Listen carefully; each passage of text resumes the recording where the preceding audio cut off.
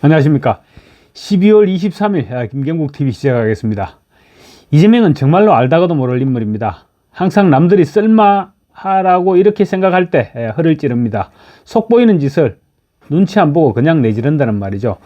지난해 체포동의안이 국회로 넘어왔을 때 그랬죠. 이재명은 그 직전까지 불체포특권을 포기하겠다 이렇게 얘기해놓고는 그래서 쓸마 했는데 막상 자기 체포동의안이 국회로 넘어오자 표결 하루 전날 의원들에게 일일이 살려달라는 문자를 보냈죠. 부끄러움을 모르는, 부끄러움이란 말을 모르는 사람이기 때문입니다.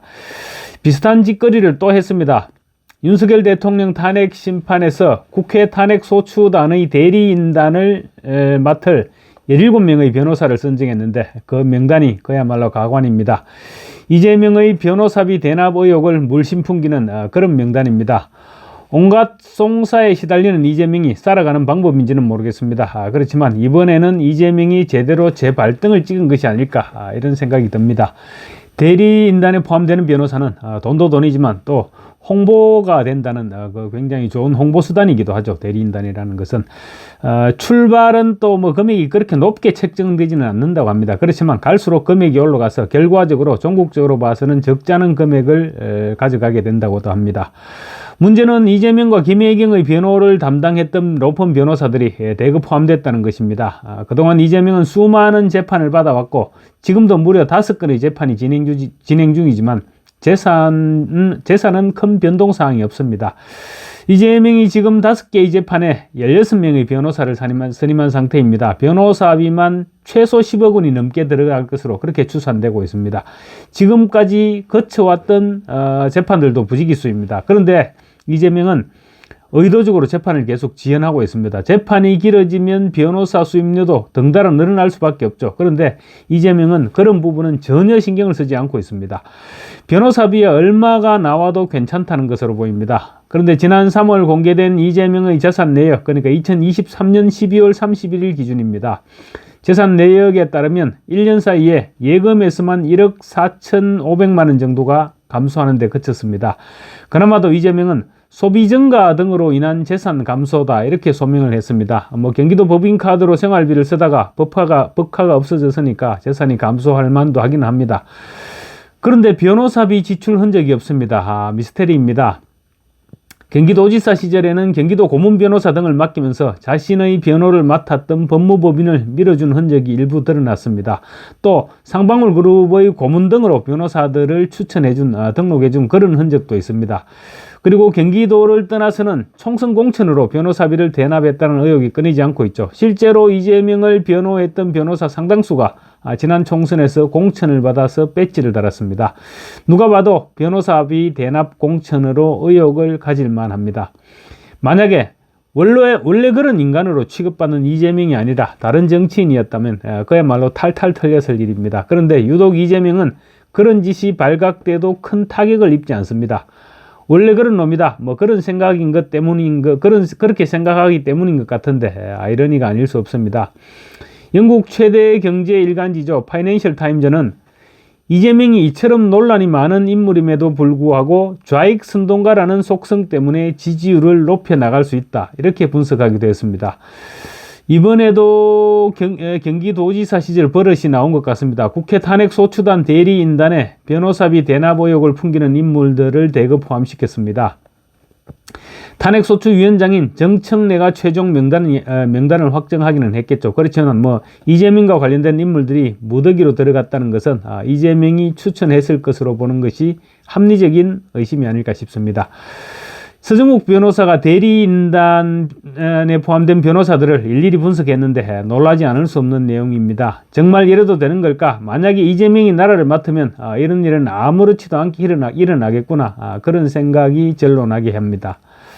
이재명이 도움을 받았던 변호사들이 대거 대리인단에 이름을 올렸기 때문입니다.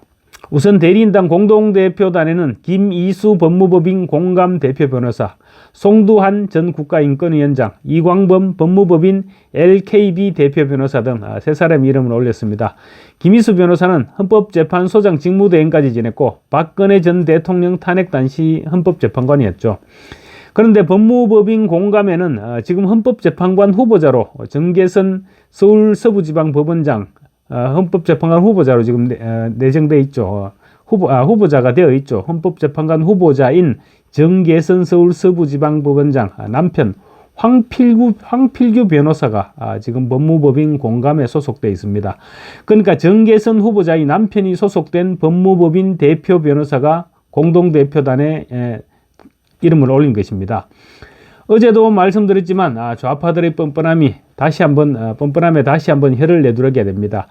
둘 다 사퇴를 하든지 아니면 김이수가 사퇴를 하든지 무슨 조치가 있어야 하는 것이 분명한데 이재명은 들은 채도 하지 않고 있습니다. 그리고 송도한 변호사는 과거 이재명이 친형 정신병원 강제 입원 논란으로 선거법 위반 재판을 받을 때 그때 그 재판에 변호인단으로 참여했던 인물입니다. 김만배를 통해서 권순일 대법관을 매수했다는 의혹이 있는 바로 그 재판입니다. 송도한은 나중에 국가인권위원장도 지냈는데 그때 당시 청문회에서 이재명에게 변호사비를 얼마 정도 받았나 하고 얘기를 하니까 300만 원 정도를 얘기를 했습니다. 사실상 공짜죠. 그랬더니 지금 뒤늦게 계속 좋은 일이 생기고 있는 것 같습니다. 문재인 정권에서 국가인권위원장을 지냈죠. 그리고 이번에는 또 대통령 탄핵 대리인단 공동대표인단에까지 포함된 것입니다. 다음으로 이광범 LKB 대표 변호사인데 원래 LKB는 이광범의 L과 김종근의 K 그 두 L과 K가 합쳐서 LKB 법무법인이었습니다. 두 사람이 공동대표였죠. 그런데 지금 김종근 변호사는 LKB에서 나와서 이재명의 모든 재판의 변호인으로 활동하고 있습니다.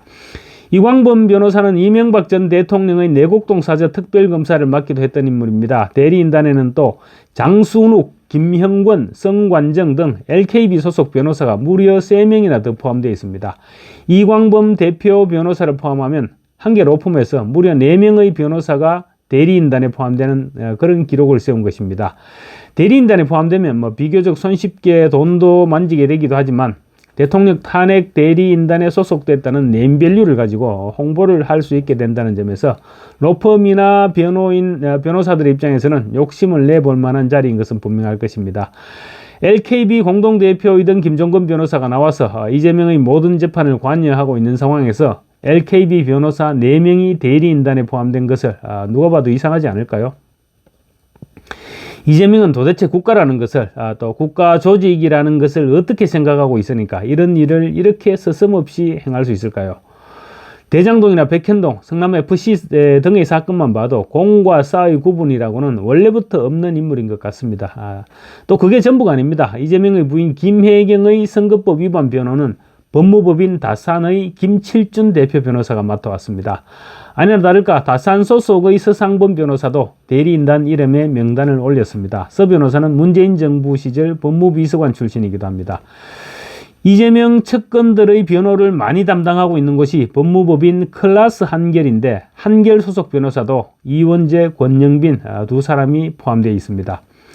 따져보면 김희수 변호사를 제외시킨다고 하더라도 17명 가운데 무려 8명이 이재명과 관련이 있는 변호사들입니다. 이걸 어떻게 봐야 됩니까? 대통령 탄핵 심판이 대리인단 갈라먹기 자리입니까? 이런 대리인단의 인선 기준은 반드시 공개돼야 되지 않을까요? 정청래는 무슨 기준으로 이런 인선을 단행했는지 분명히 밝혀야 합니다. 어떻게 이럴 수가 있다는 말입니까? 도대체 국민을 어떻게 생각하고 있으면 국민 세금으로 이런 짓을 벌일 생각을 하는 것입니까? 이런 추잡한 뒷거래가 의심되는 사람들로 구성된 대리인단이 대통령의 탄핵을 운운한다는 게 도대체 말이 되는 소리일까요?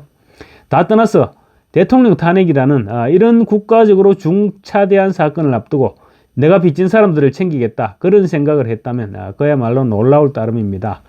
송도한 대리인단 공동대표는 윤 대통령 측에서 이 사태에 대해서 뒤늦게 변명하고 어떤 부분은 왜곡을 하면서 반격을 시도하는 움직임이 끊이지 않고 있는데 대비에 만전을 가해야 한다, 만전을 기해야 한다 이렇게 주장했는데 글쎄요, 자기 자신부터 먼저 돌아봐야 하지 않을까요?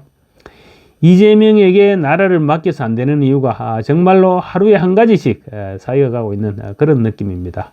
감사합니다.